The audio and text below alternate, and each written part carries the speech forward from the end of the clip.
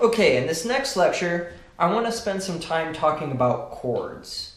And when we have chords, we have combinations of particular notes that we play at the same time and for different durations in order to vary up what we're playing on the piano. With a C chord,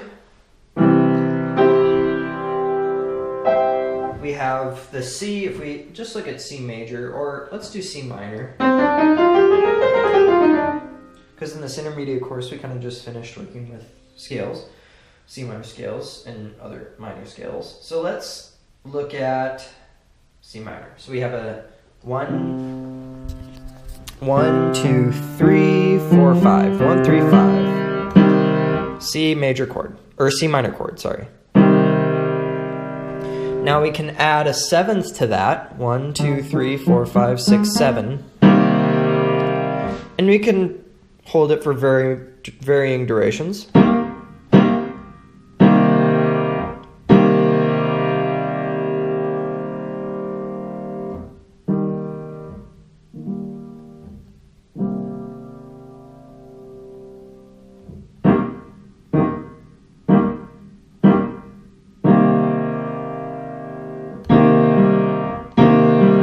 You can also have different notes within a chord that we emphasize like that, which wouldn't really be a chord anymore. It's just a technique to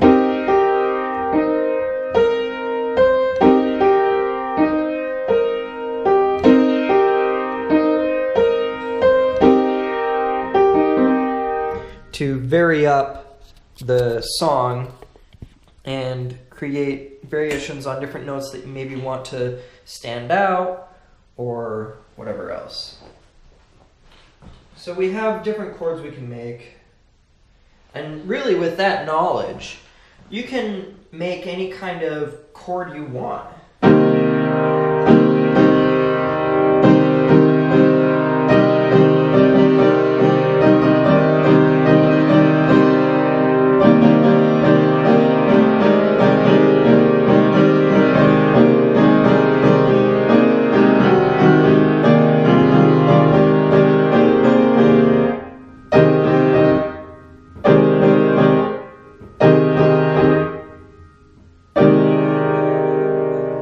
Now, I wasn't trying to, it brings out a good point that if you play too many notes at the same time, well,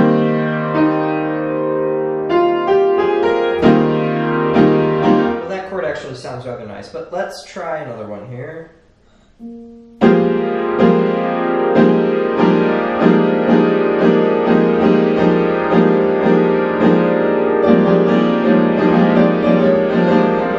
Okay, so that sounds all really muddled, right?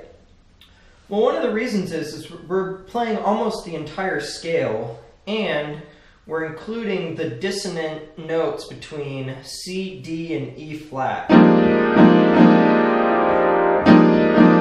and F, G, and G flat.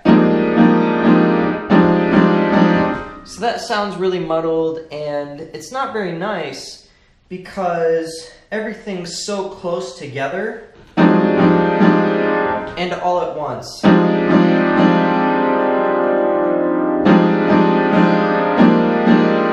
Actually, this sounds rather nice, but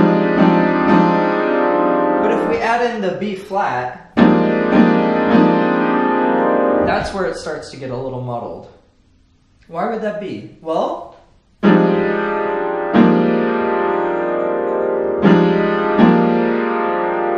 and I guess that's not that bad either. I guess I'm just trying to say, there was one point when I was playing, and I'm sure you heard it, when everything just kind of sounded muddled, and it just didn't sound good anymore. Maybe I was holding down the pedal and playing way too many chords at once or something, and it maybe just became overwhelming to hear, almost. That could certainly be a possibility. So when we play chords, that's something we want to keep in mind, is to how do we play them so that we enjoy the multiple notes at one time and yet not have too much going on.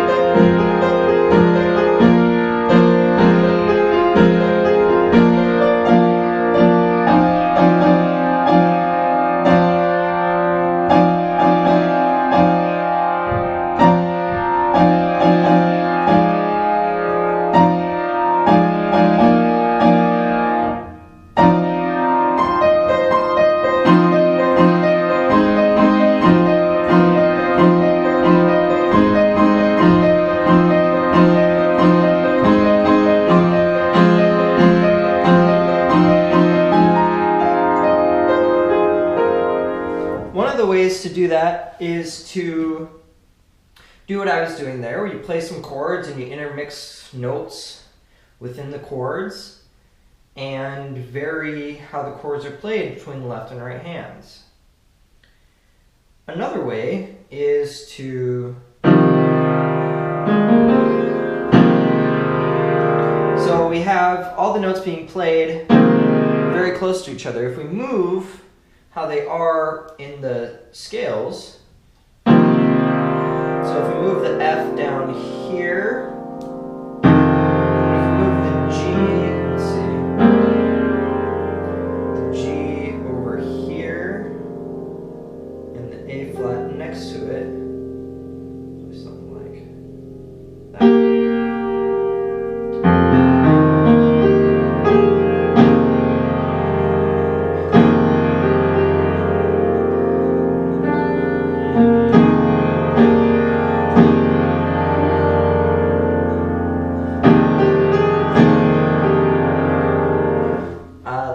Okay, so we have moving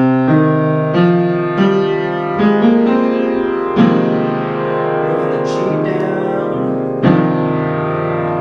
move the A flat up. Okay, here's a good example. So we're going to move this, play it now. These are the same chord as what I just played.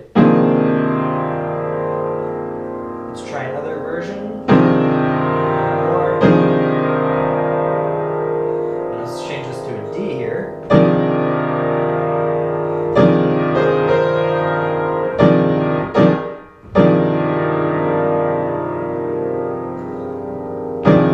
So we have some dissonance, but they're far apart in scales. What if we move it even higher?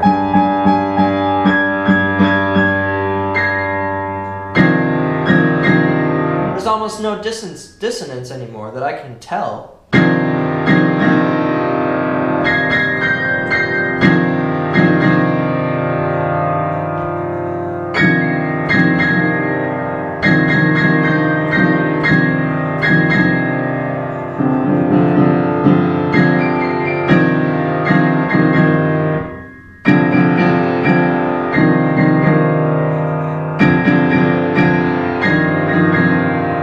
So that's kind of a fun trick that we can do with chords to separate the frequency